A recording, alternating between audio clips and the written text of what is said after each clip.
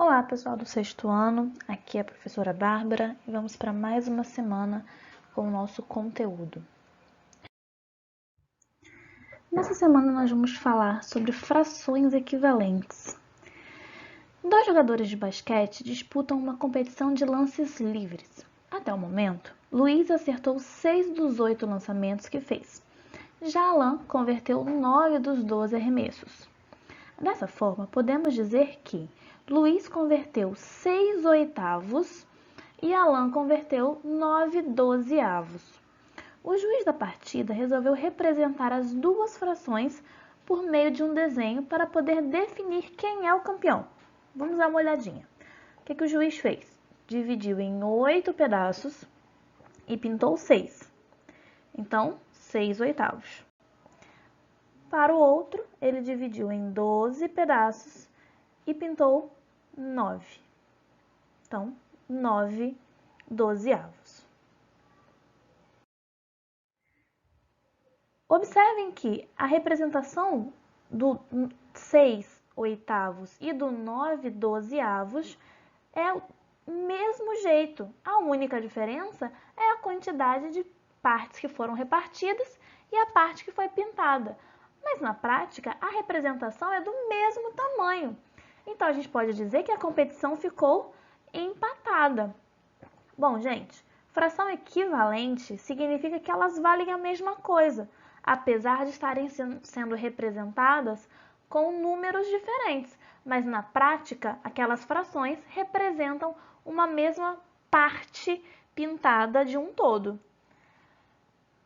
Então, portanto, frações equivalentes são frações que representam a mesma porção. Para escrevermos frações equivalentes, a gente só precisa multiplicar ou dividir o numerador e o denominador pelo mesmo número. Por exemplo, 3 quintos. Se eu quero fazer uma fração equivalente a 3 quintos, por exemplo, eu posso anotar multiplicando por 3. 3 vezes 3, 9. 5 vezes 3, 15. Então, 9 quinzeavos é uma fração equivalente a 3 quintos. No primeiro exercício, a gente só vai precisar descobrir os números que estão faltando para que essas frações sejam equivalentes. Como assim?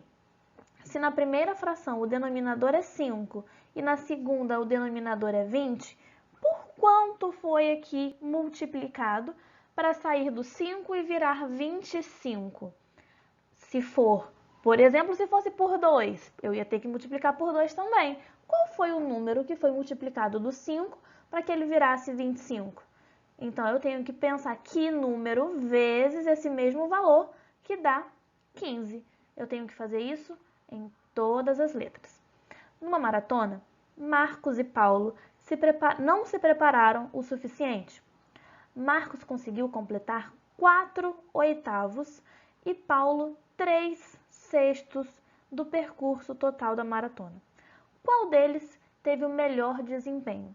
Uma sugestão é vocês fazerem o mesmo que o juiz da partida lá do início da explicação fez. Façam um desenho de mesmo tamanho, representem as duas frações e comparem para saber se o campeão, quem teve o melhor desempenho, foi o Marcos ou foi o Paulo.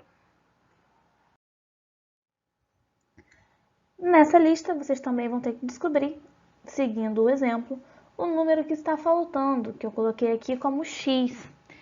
Na segunda questão, Fernando tem uma tira retangular de cartolina branca, onde ele dividiu em 9 partes iguais. Já deixei aqui separadinho para vocês.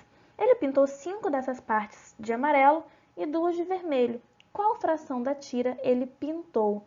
Então, vocês vão representar a fração da parte pintada em relação ao total de partes.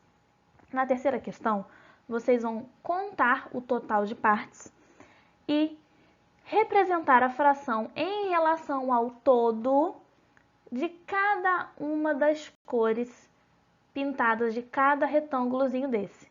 Então, vocês vão contar as partes azuis em relação ao total, montam uma fração. Verdes em relação ao total, a mesma coisa, isso para todas as cores. Então, vamos lá fazer os exercícios. Qualquer dúvida, entre em contato comigo, que eu estou à disposição para ajudá-los. Um beijo e até semana que vem.